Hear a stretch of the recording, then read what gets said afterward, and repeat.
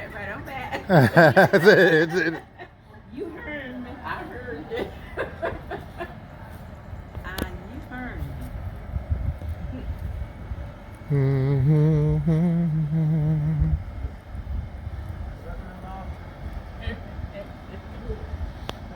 me. Tell you what.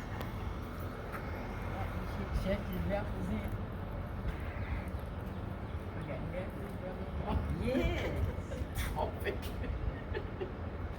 Hey, you be nice to you folks. I'll be your tour guide for this tour on this bus.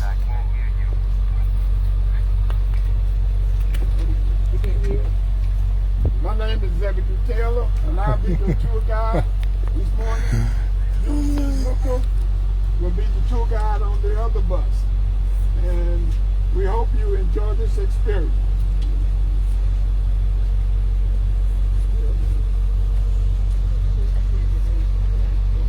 You'll see.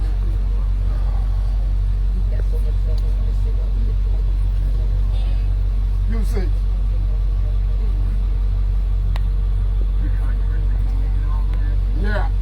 Yeah, I can hear you.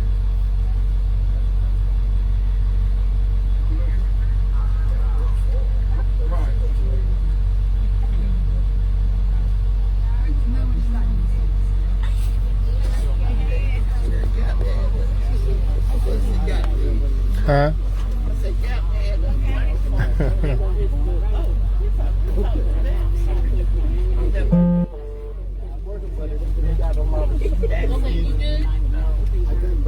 Everything we got needs out of there, correct? Nothing is right. Okay.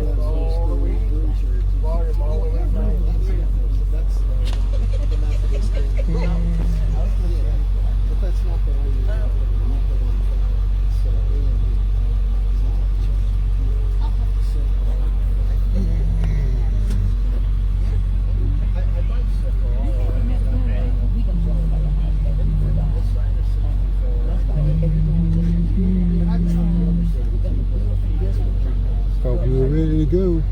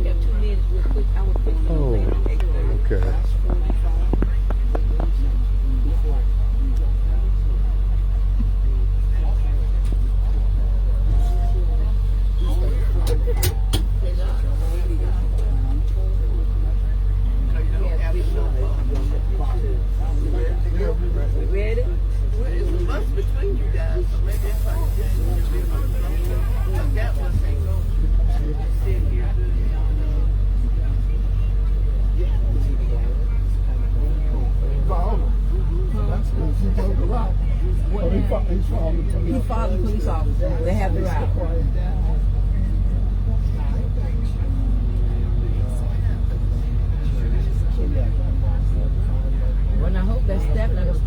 have the route. Yeah.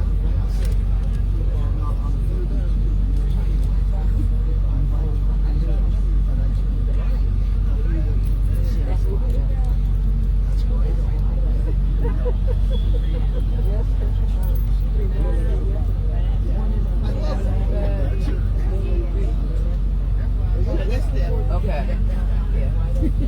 I just stand in the front. He got it.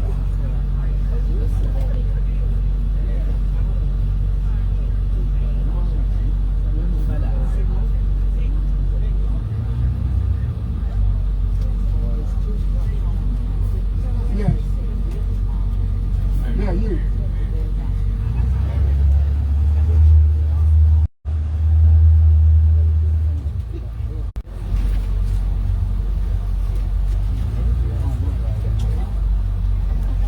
White City became an eyesore for the town of Plymouth. Now, back during those days, the main street to Weyerhaeuser and to downtown Plymouth was Main Street, coming right by White City. And it was an eyesore. Now, there were 5 streets named alphabetically from A to E. We came in on what would have been C Street. And I know that it was C Street because I lived on C Street. And C Street lined up with the entrance into Plymouth High School. And that community building on the front part of the facility is where my house was. And I grew up looking at Plymouth High School, knowing that I couldn't go in there because of the color of my skin. But as Sam Cooke says, a change had to come. In the year of 65, 66, as a sophomore, I walked across the street with several other blacks to integrate Plymouth High School. Could that blower be turned off? Is that the air conditioning blower? Can you turn the blower down, the air conditioner? Turn it off. Turn it off, they said.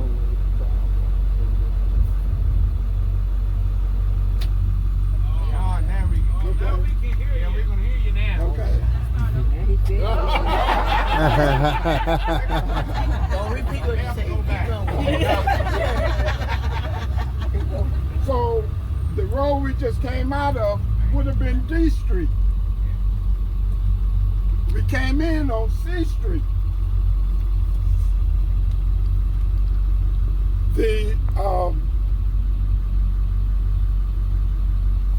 When we moved out of our house in 1970, they put a condemned sign on the house. It was not livable. And so that began the reconstruction of White City. So in 1974, this structure was completed and all the old houses were demolished.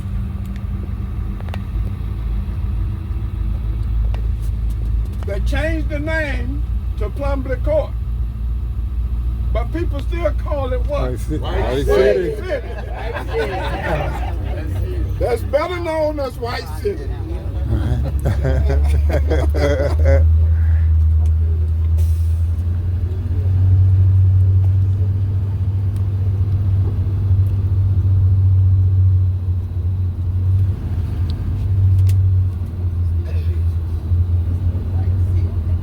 This would be B Street entrance right here. This is B.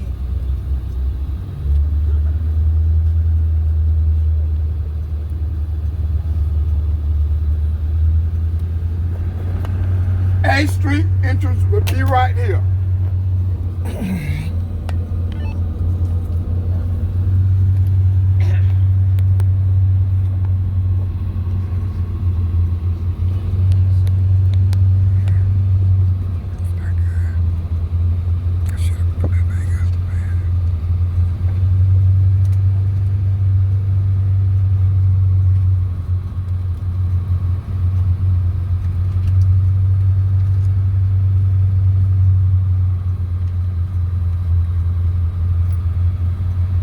next area is going to be East Water Street. Now, the downtown of Plymouth was bounded on the east by East Water Street and on the west by West Water Street. Both of those communities were black. And you could tell when you entered those streets because they didn't look like the downtown Plymouth. The streets were dirt streets, no pavements.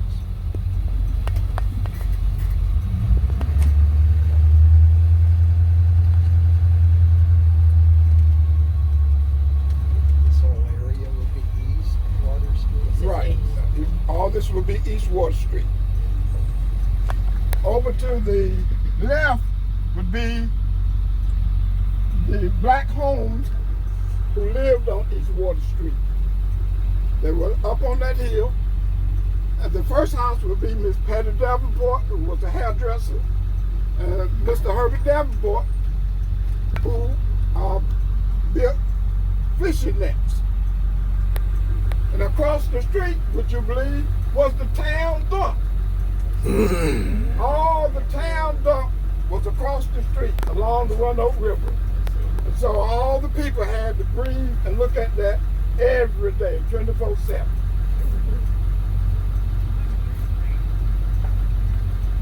This was right on up until the 80s.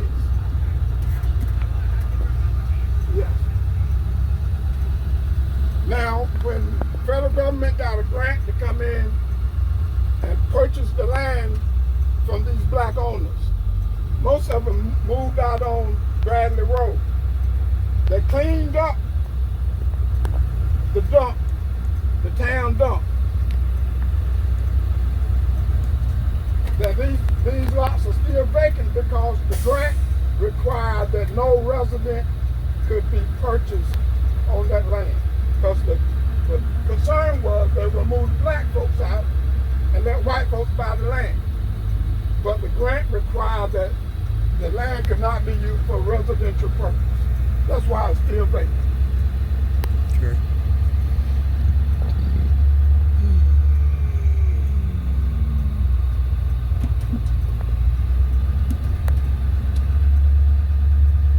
So we ride on nice paved streets now, but these streets were dirt. As soon as you got to the downtown area, pavement started.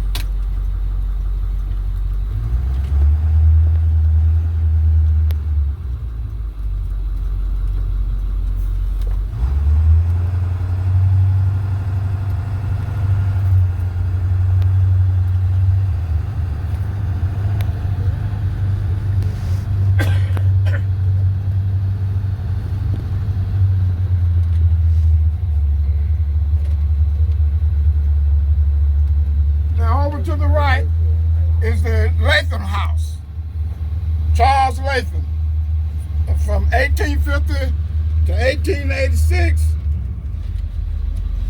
And the story is, during the Civil War, people took to the basement for protection. But the black significance is a lady named Annie Arnold Norman was a slave in this house. And she lived to be 112 years old. And she was the grandmother of Mary Collins. She also was one of the founders of Shiloh Church down in Skinnersville, better known as P. Ridge.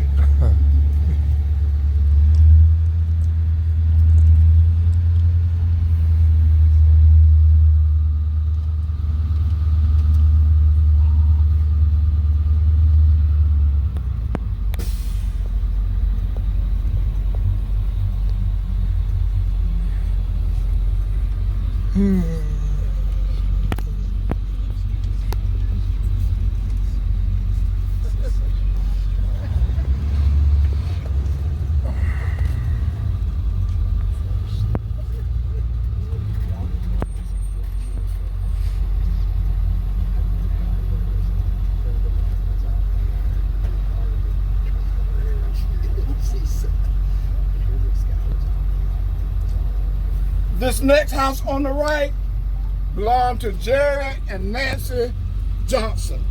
They had a son named Robert Johnson. He was an avid tennis player. He taught tennis, and he also taught Athelia Gibson and Arthur Ashe. Athelia Gibson visited Washington County after she won Wilmington. Over to the left was a house that Carrie Brown owned. Was a funeral home. But he later sold it to Lonnie Joseph, who turned it into a coffee house. They called it the coffee shop. But it was a night spot for teenagers. Yep, I remember And that. back during the day, if you had a piccolo, what we call a jukebox, you could make some money. All you had to do is have that jukebox and have people put money in to play it and sell snacks and sodas, and you could make some money. That's right. Right here we have New Chapel Church.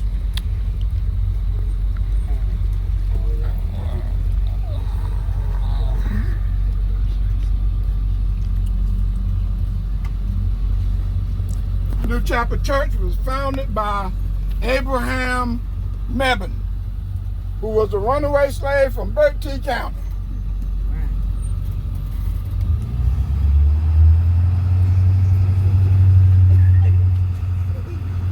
Also on this spot here was the State Norman School. It was a 3-room building that was a school that trained teachers that eventually moved to Elizabeth City, which is now Elizabeth City State University. But it started right here. The Johnson house that we just passed was the girls' dormitory.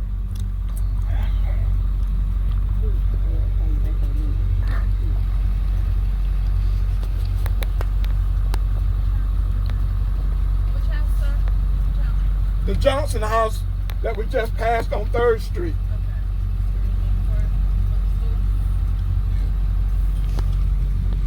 Right in front of us was the home of Dr. Walker, the first black doctor here, and beside him was Peter Bell, the first black lawyer. Right on this corner here.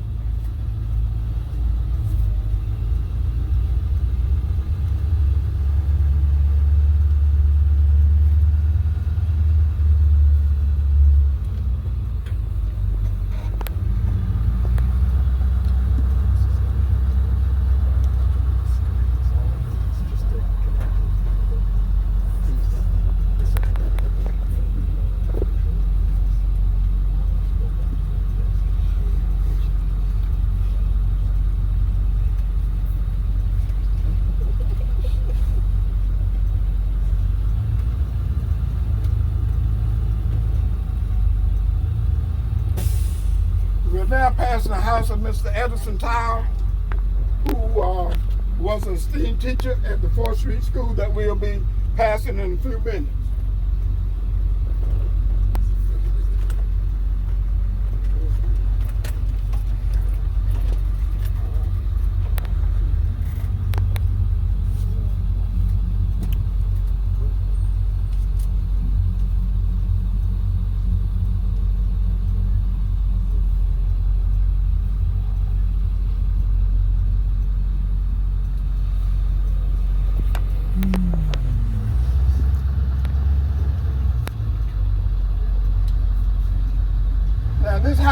corner right here, that was the Plymouth Colored Library. Back in the day, during Jim Crow and segregation, we could not use the white library. So Miss Major Simon, who had a house right up here, opened a library for blacks.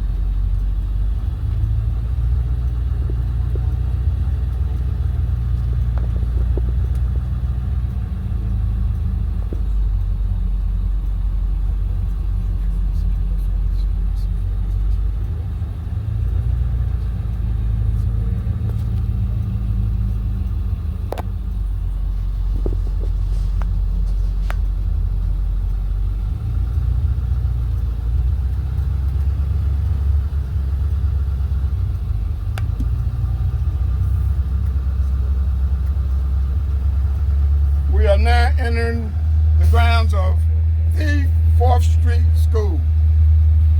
It was built in 1929 with a grant from Julius Rosenwood. And when it was first built, it was called Washington County Training School. In 1944, the name changed to Plymouth Colored High School. And then in 1953, the county consolidated all of the black schools, and Plymouth Colored High School had to be moved to Washington County Union. And you know, anytime you close a school in the community, there is animosity. And there was animosity towards E.V. Wilkins for gaining the high school. But that eventually died. 4th Street was then named 4th Street Elementary. And it had grades from 4 through 8. And it had a marching band. The colors were royal blue and gray. And the mascot was beavers. I was in that band. And we had a marching band in the elementary school. We had families who couldn't afford instruments, so the school had drives to purchase instruments so students who wanted to play could be in the band. To the right here was Simmons Funeral Home.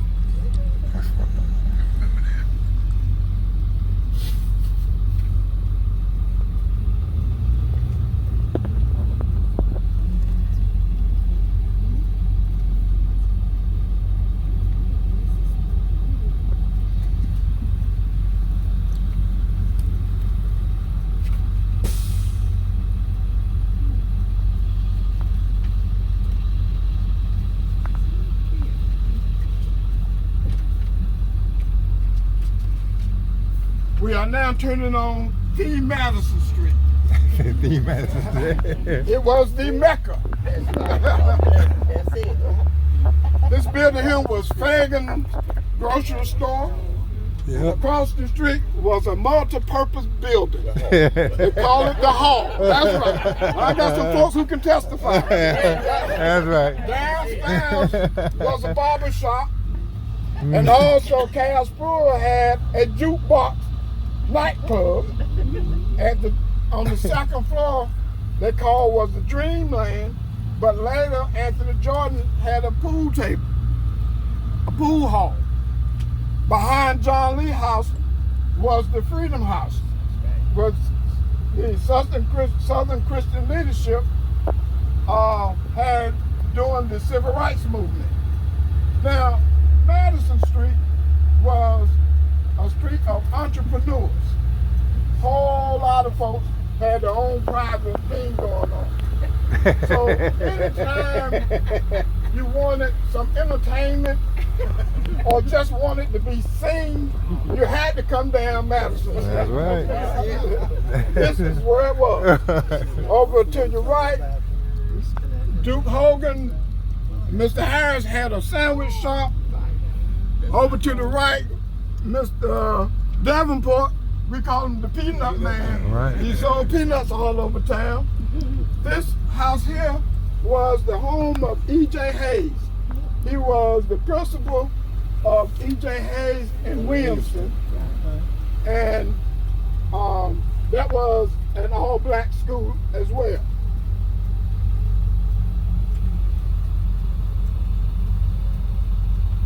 On Freeman Lane, this is where Barbara Ann and her family was. This is Barbara Ann. And her brother, Charles Bowser, played with the Miami Dolphins for about 6 years. He was part of the Miami defense that called the Bees, the color bees. God and Star Church was one of the churches that we could meet during the Civil Rights Movement to have our meetings to start our demonstration. During that time, it wasn't safe to have meetings in churches because the Klans would bomb churches and burn them up. God and Star and New Chapel were two churches where we had our meetings.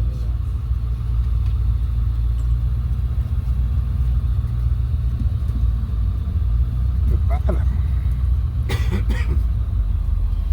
Now we're entering the end of Madison Street. We call it the bottom.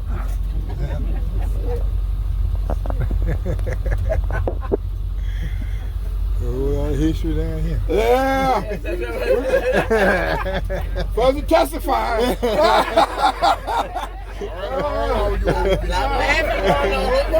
You want to get up and tell some stuff, man? Ain't got nothing I want to share. The bottom, Carrie Brown opened up a hotel down here, and he had a jukebox as well. It was a place to come hang out at night and do your thing.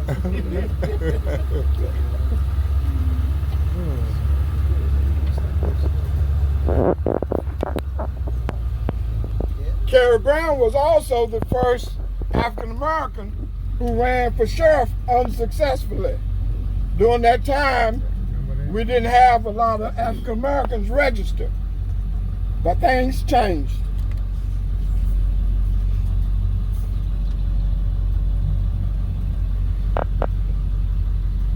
Also, Mr. Sam Halsey was a furniture upholster.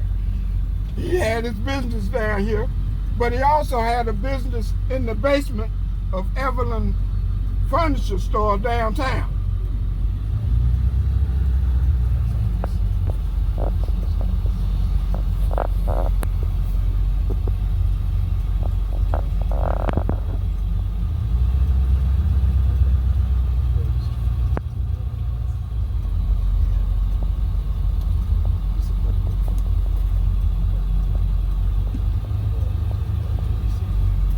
Now, during the late 80s and early 90s, Madison Street became crime infested. So the city council closed all the businesses down for safety reasons. But back during the 50s and 60s, this was, Madison Street was where you needed to be.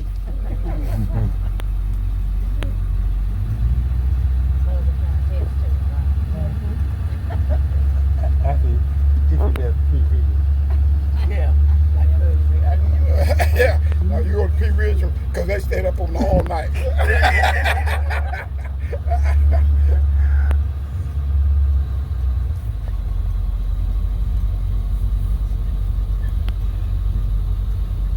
Some of you may not have heard the song, but there's a song called Hole in the Wall. And we had a lot of businesses that was a hole in the wall. One way in, one way out. All they had was a piccolo, a jukebox.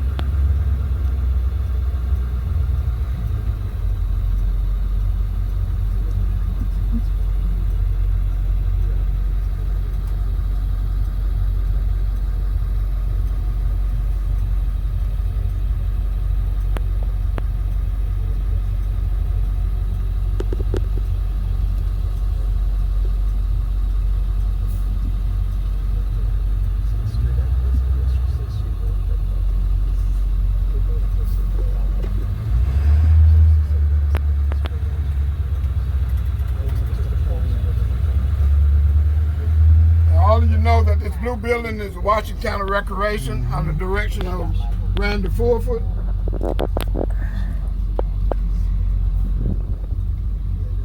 And now we're turning into the establishment where I am employed. This is Roanoke Developmental Center, and it's been in operation since 1975. So next year we'll be having our 50th anniversary. This is a program for adults with developmental disabilities.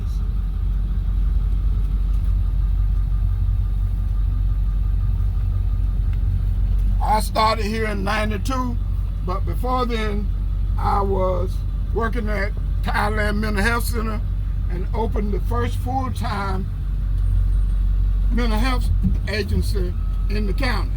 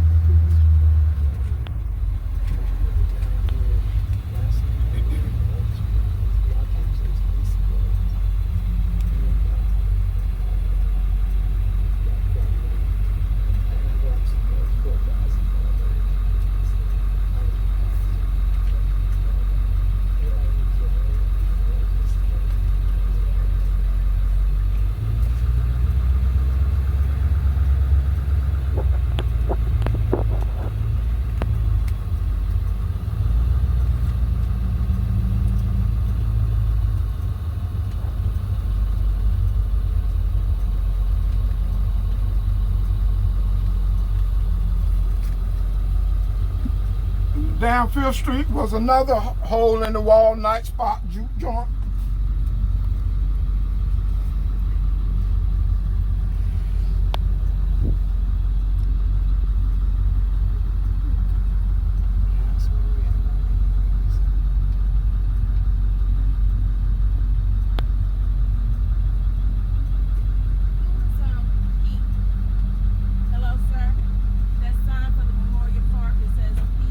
Yeah, I'm sorry, that's Peter Bell Memorial Park. Okay. Peter Bell was the first black lawyer here. Okay, thank you.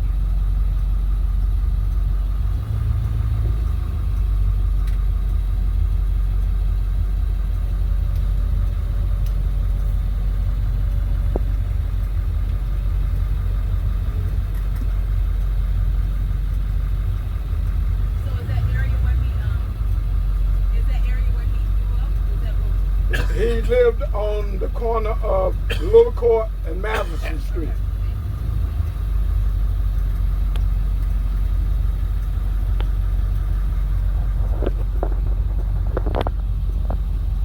Mr. Robert McNair built this barber shop, and after he passed, it went into the hands of Joe and Ann Hyman.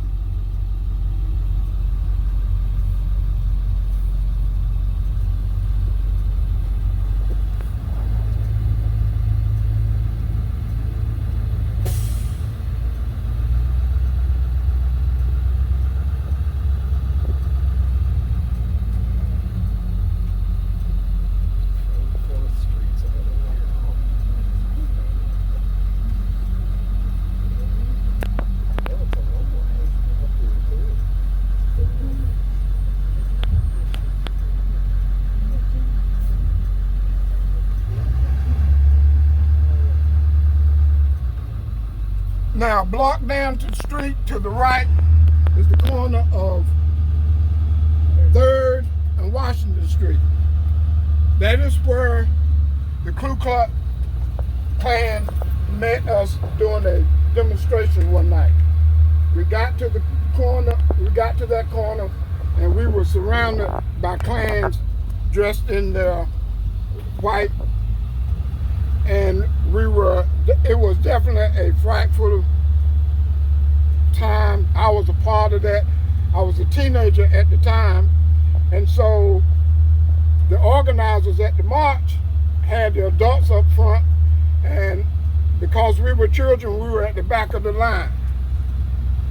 But we were close enough to see the action.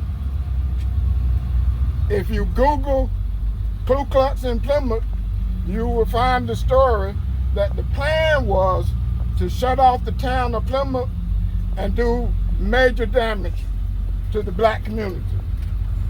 It is well documented.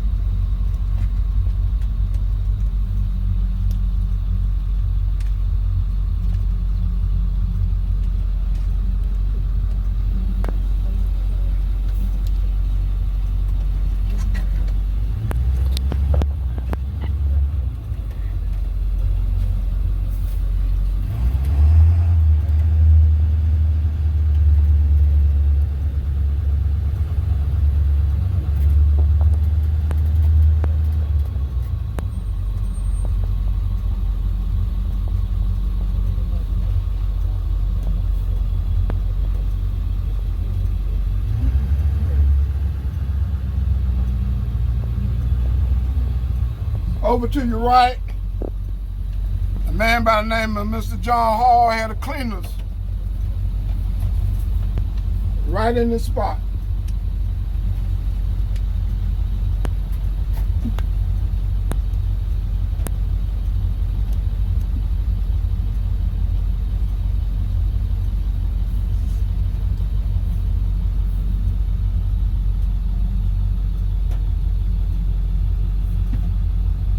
Called Spring Green is one of the oldest churches, along with New Chapel Baptist Church.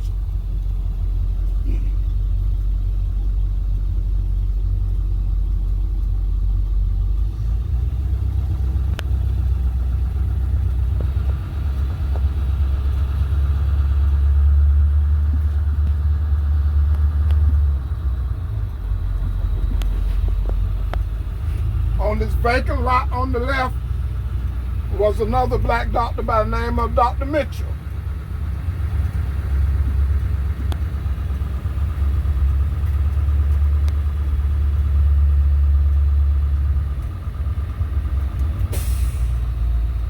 He practiced for about 40 years.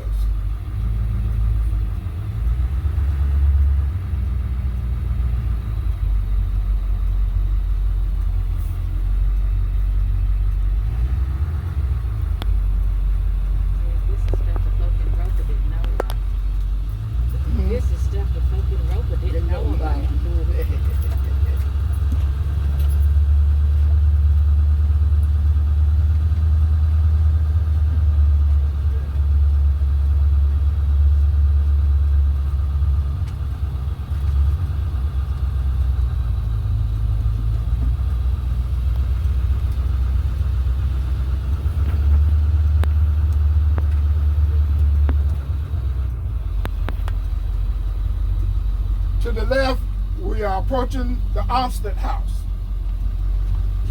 A Frenchman by the name of Picard left France during the Revolution and bought that property.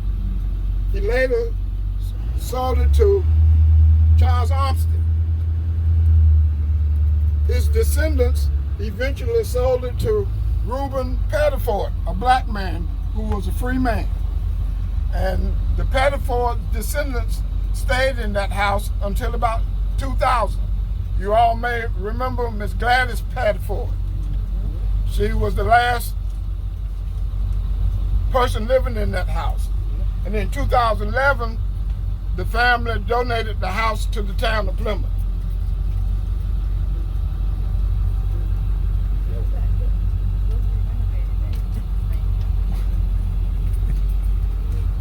This building to the right was Mr. Levi Johnson. He had a night spot called the Juke Joint. We had a whole lot of them in town. Yeah. Cooper's place. The Cooper place. Go ahead on. I'll testify now. The bus driver tell us some stories. And the barbershop. Yes. Bell's barbershop. We are now on the west end of Water Street. This property was also owned by blacks. We call it Sugar Hill. Yeah. And you know why they call it Sugar Hill? There was a whole lot of liquor joints right up in here. If you wanted some shots at night, this is where the place to come. Sugar Hill. And over to the right, believe it or not, Spring Green and New Chapel had their baptism in the Roanoke River. Before they built the riverbank up, the water would come up so before they had a major drop off, and that's where they had their baptism. Spring Green and New Chapel. If you see the water over there, it was shallow enough to have baptism.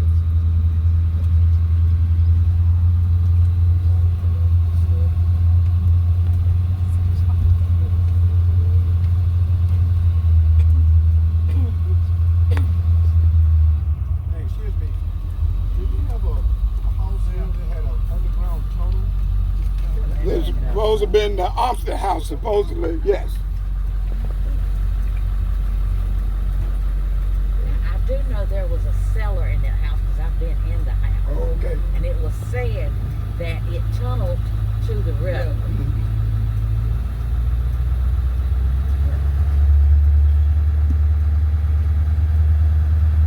was a boarding house for black families because they could not Right. stay in the motel.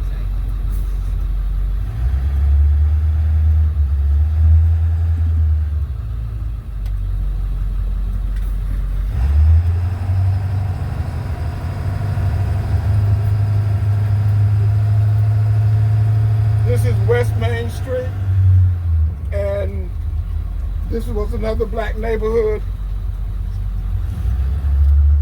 And mind you, this was the major thoroughfare to warehousing. 64 was not all that developed like it is now. All the traffic came down Main Street, came right by White City, right on down here. All the trucks, all the business used Main Street.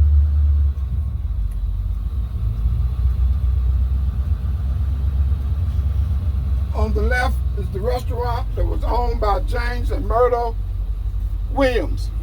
We used to call her Myrt. Mr. Ernest James had his TV shop right here on the right. I remember that.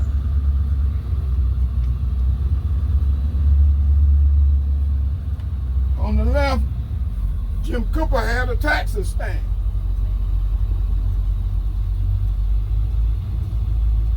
And we're passing the Armstead house again. And this is where the basement was. And the story has it that the basement was used for slaves' escape by way of the river.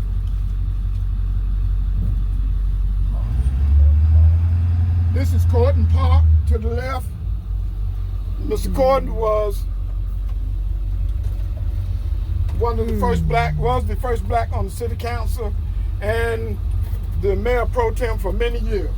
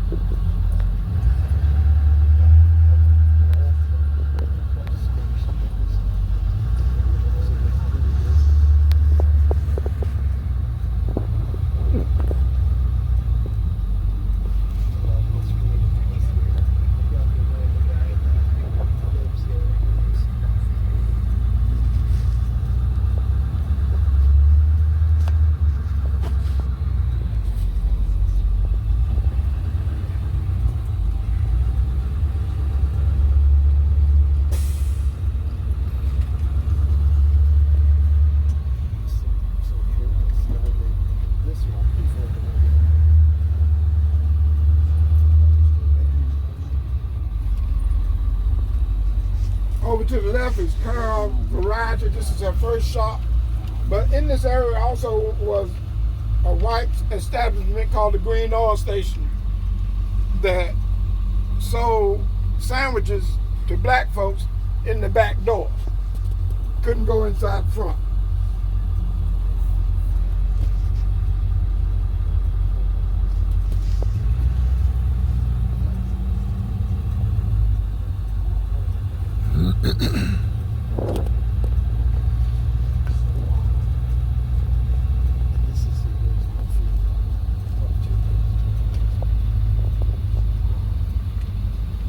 And to the right is the Tudor Funeral Home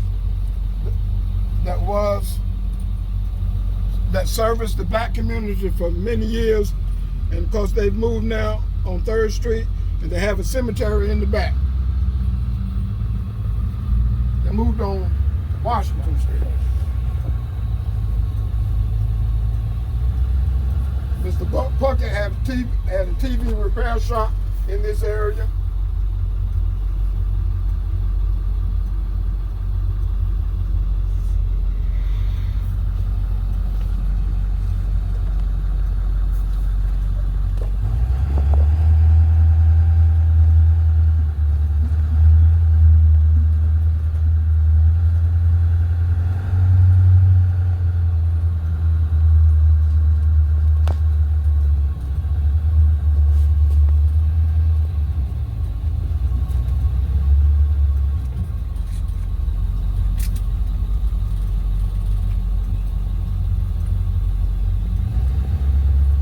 Street was another black community that had a lot of little juke joints.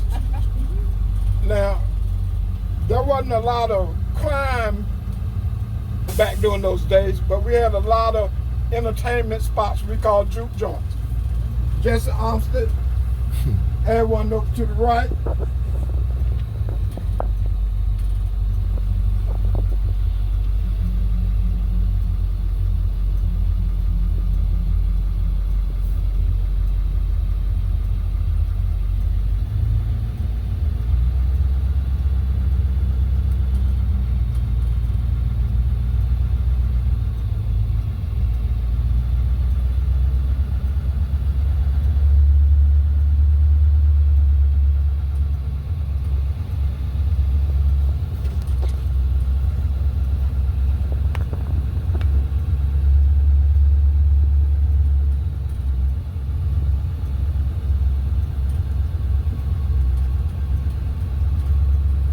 White building was Calvin James' little spot.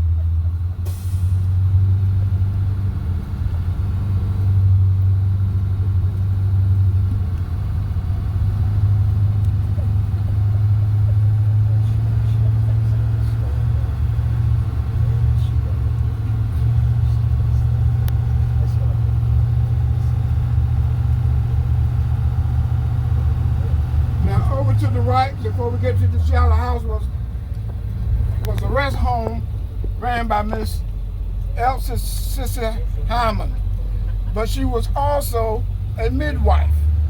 So she brought in a lot of black babies for a little or nothing or free, because they couldn't afford to pay. But she birthed a lot of children here.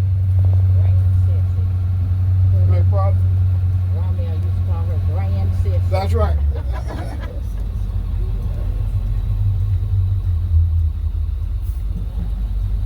Without her, I don't know how some of us would have got here.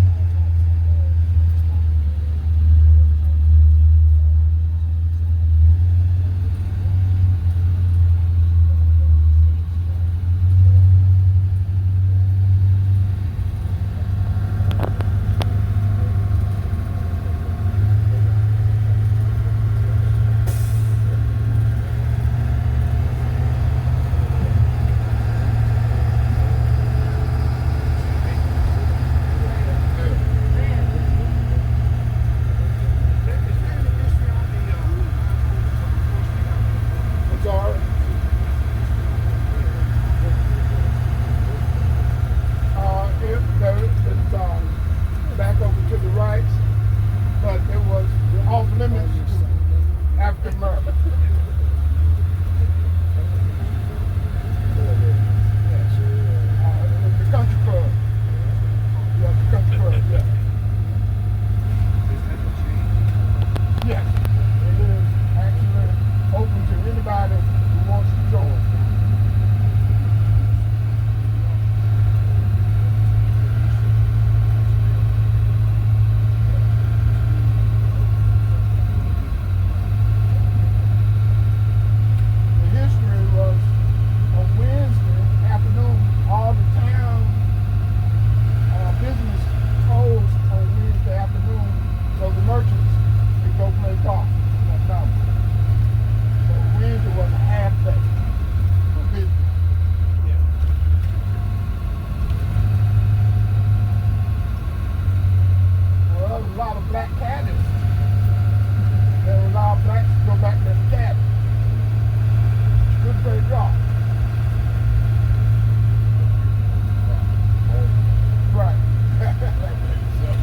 That's right.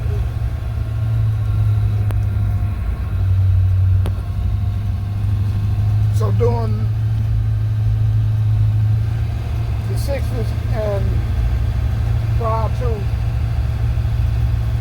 there was a lot of discrimination, and most African Americans had humble beginnings because job opportunities were limited.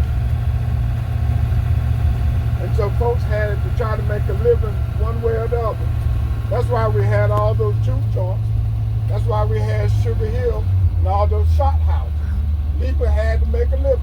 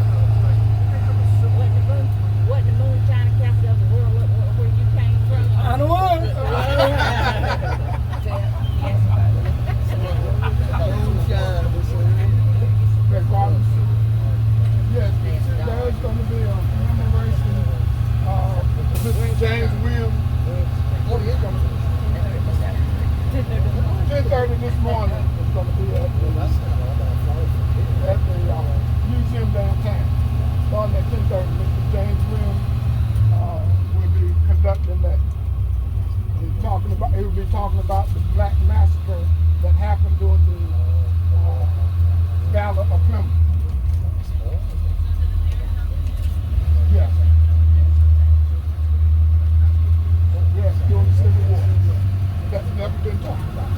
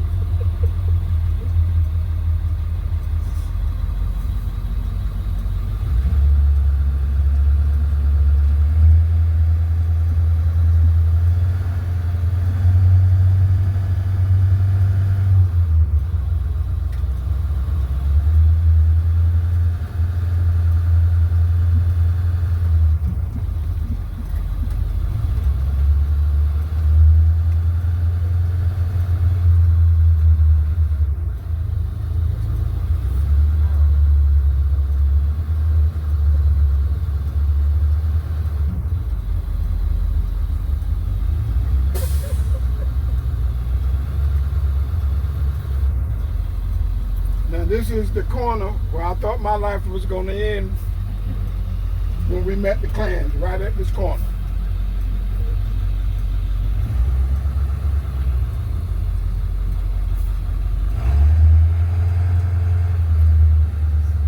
Now we were surrounded by Klans because when we left the church, we had some white men in fatigues. We thought the government had sent them down to protect us. But when we got to the corner, we realized that they were Klans as well. So we were surrounded.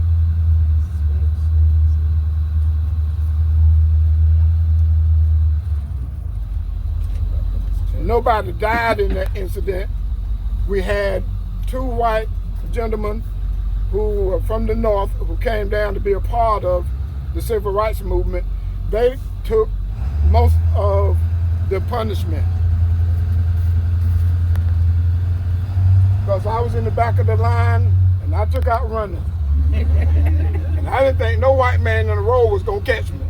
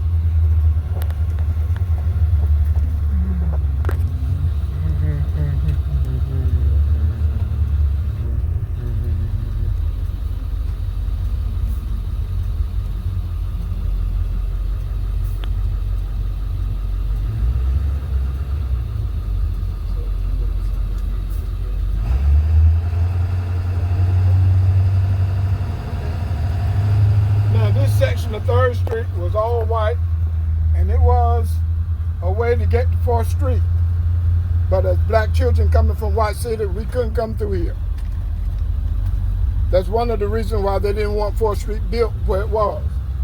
So our route to get to 4th Street was down this railroad track at the end of the street. Georgia Southern had a railroad track, and we had to walk the railroad tracks even in the first grade. We all knew that when we heard the train come, we had to jump to the side.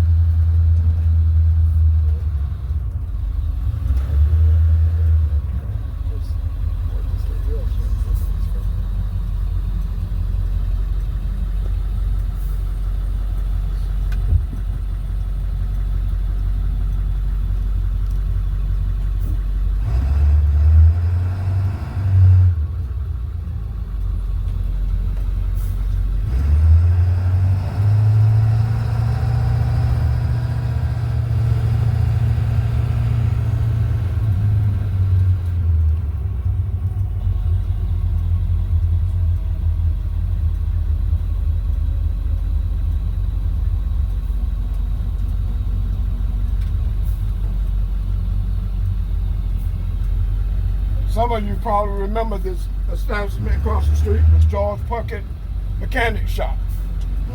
Best mechanic in town.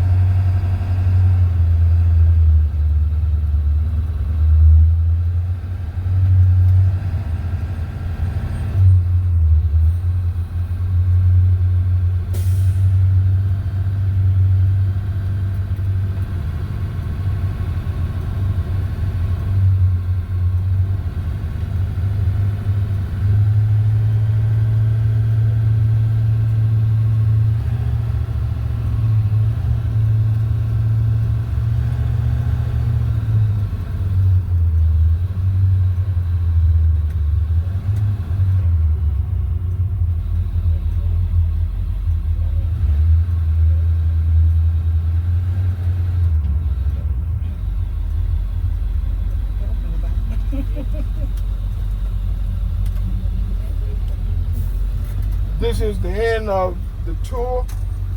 I hope you've been enlightened to some of the good and bad times in Plymouth. Even though things have changed, some of the things are etched in our memory that we'll never forget. Amen. Good job, Zeb. Good job. Zeb, I grew up in Roper, and there's a lot of things that you told me today I did not know about.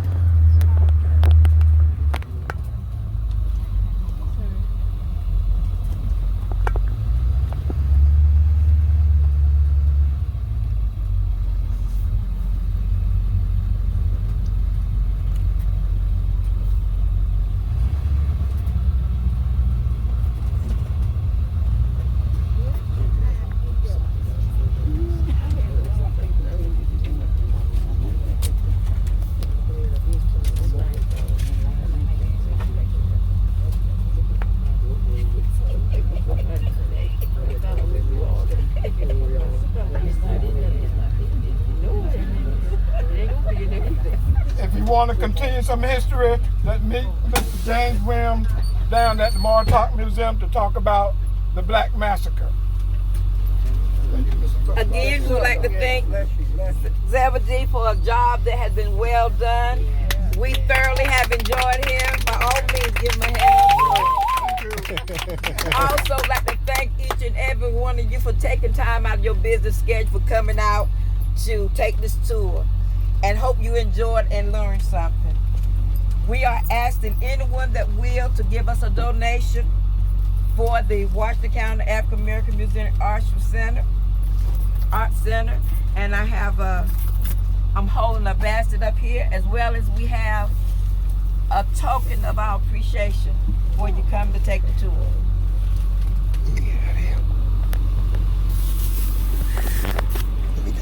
Okay, so you can get it out.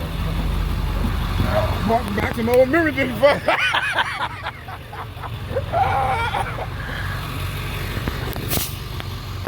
you for coming.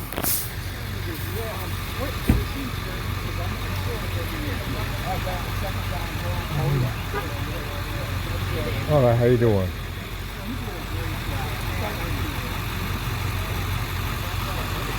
Get out of your way.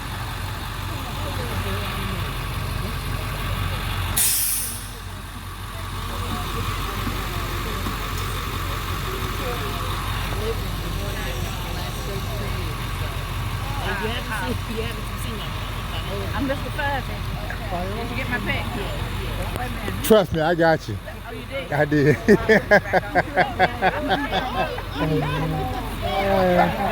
I got you.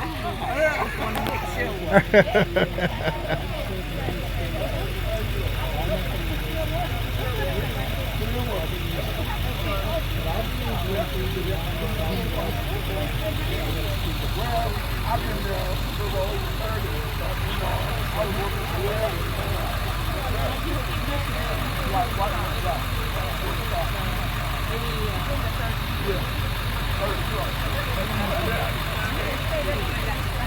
That's right. That's right. Okay, thanks, Bob. You too. She hanging in at this wall. Yeah. I sure will. You too. All right.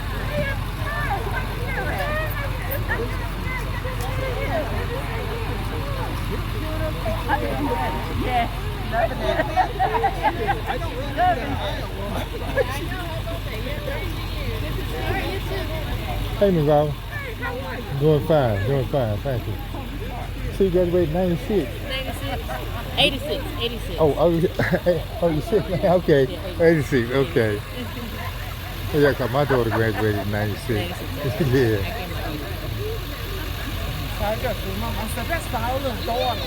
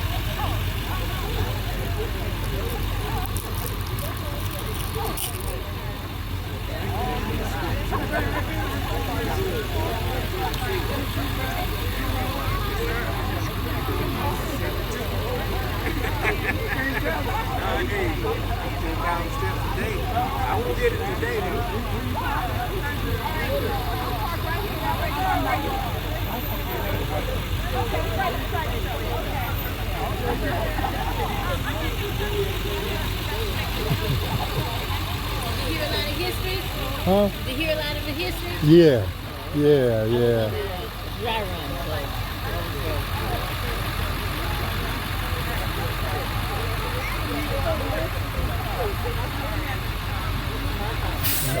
I came out of Washington County Union in '69, the last class before they graduated, and